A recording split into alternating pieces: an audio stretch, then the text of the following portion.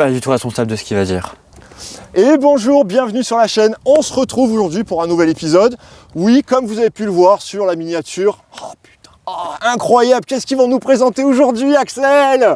Un Optera en 2 mètres. Oh là là, quelle surprise, on s'y attendait pas. Oui. Donc pour la petite histoire, j'ai commencé l'aéromodélisme avec sa petite sœur, le Optera en 1,20 m.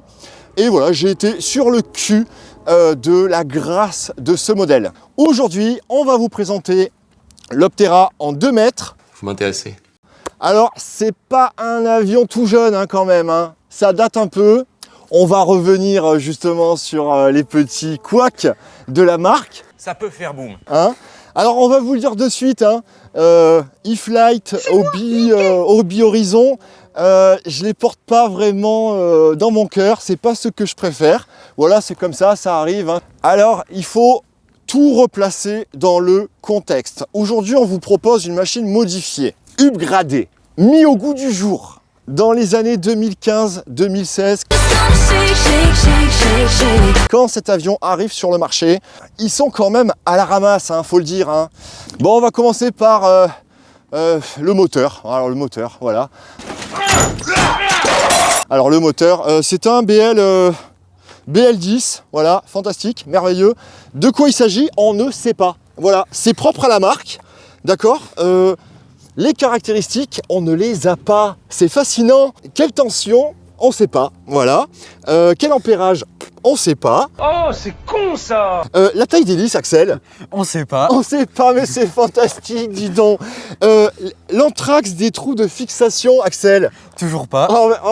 Pourtant, c'est bizarre. Moi, personnellement, je trouve que c'est quand même la base. C'est utile pour voler. C'est la base quand même quand tu es commerçant, non, Axel? Oui. Voilà, on est bien. Donc voilà, c'est annoncé à voler sur du 3S avec une hélice de 10 ou de 11, je sais plus. Voilà. Alors le 3S en aéromodélisme, c'est poussif hein, quand même, merde. J'adore rire. Voilà, 3S. Alors vous en ferez pas un avion de chasse, hein, ça c'est clair, vous laissez tomber. Par contre, à sa décharge, il faut le dire, hein, il faut le dire. Voilà, regardez-le bien. Il est classe. Il est racé, hein. Ouais. Il a de la gueule. Oui. Hein, alors si on le compare au FX79, peut-être que nous allons présenter le FX79 dans un prochain épisode. Quand on vous le compare à un FX79 ou à un Skywalker X8, voilà, ouais, belle gueule, un beau petit cul. Tous les belles hein, comme la papaya. Fantastique, merveilleux. Donc, question moteur, je cherchais de quoi le motoriser, je dirais, dignement. Là où on est un peu emmerdé, c'est que la place du moteur, elle est assez étriquée. Je sais pas, j'essaierai de vous donner ça en description. Mais voilà, donc le BL10, il est ce format-là et il ne faut pas plus large. Question moteur, j'ai pu en passer un sur un banc d'essai. Alors on a essayé celui-ci, on a essayé l'autre, on a testé la poussée, on a testé l'ampérage. L'idéal, c'était de trouver un moteur qui fonctionne sur du 4S, qui ait une poussée plus forte et qui consomme moins que lui. On a réussi le challenge en trouvant un moteur de la marque Protronic. Là, pas mal, non? C'est français. La France. Le modèle DM2630 en 750 kV sur une hélice de 12,6. Voilà, de toute façon, il n'y a pas à tortiller du cul, c'est le seul qui rentrait dans le logement du moteur. Ok, bon bah deuxième petit problème, et pas des moindres. En examinant l'avant de l'avion, je tombe sur du plomb. Alors vous allez me dire, ouais ok, mais c'est normal, c'est fait pour l'équilibrage. D'accord. Combien, Axel? 250 grammes de plomb. Combien? 250 grammes de plomb, un quart de kilo. Pourquoi faire? Voilà, donc, un matin, chez E-Flight, il y a eu Serge, il s'est levé et il s'est dit, et si on allait faire promener 250 grammes de plomb dans un avion? Mais quelle bonne idée! Donc, pour revenir sur le problème de la masse embarquée, E-Flight préconise de mettre une lipo en 3S entre 3 et 4000 mAh. À aucun moment, ils se sont dit que l'on pouvait mettre une lipo plus grande. Donc, Non. voilà, donc tout ce que j'ai enlevé de plomb à l'intérieur. Voilà, et puis on va continuer sur le récepteur qui arrive avec. Alors là, j'ai pas compris. J'ai pas compris. J'ai pas compris parce que je crois que c'est le seul modèle qui arrive avec un récepteur, d'accord, habituel. Putain, il y a un avion maintenant, on fait chier. On aura tout eu, hein. Demain, on va avoir un sanglier qui va passer là. Donc si vous avez une radio quelconque, ça ne marchera pas. Voilà, donc petite tactique maladroite de Hobby Horizon pour vous refourguer leur modèle de radio.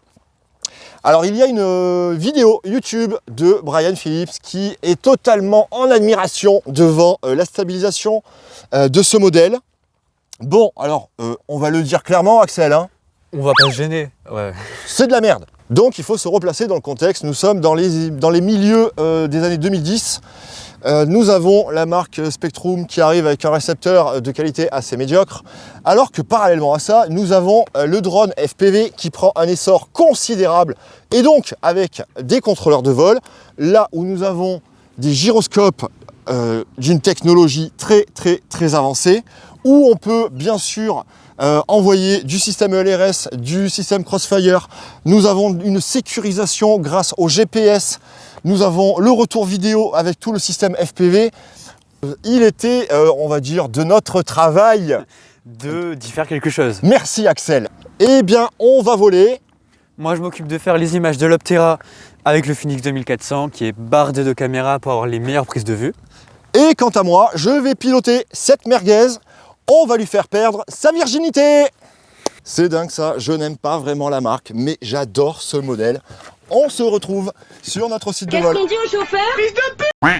Oh, est-ce que par hasard vous auriez noté le niveau de prestige de la chaîne? Et c'est parti, décollage!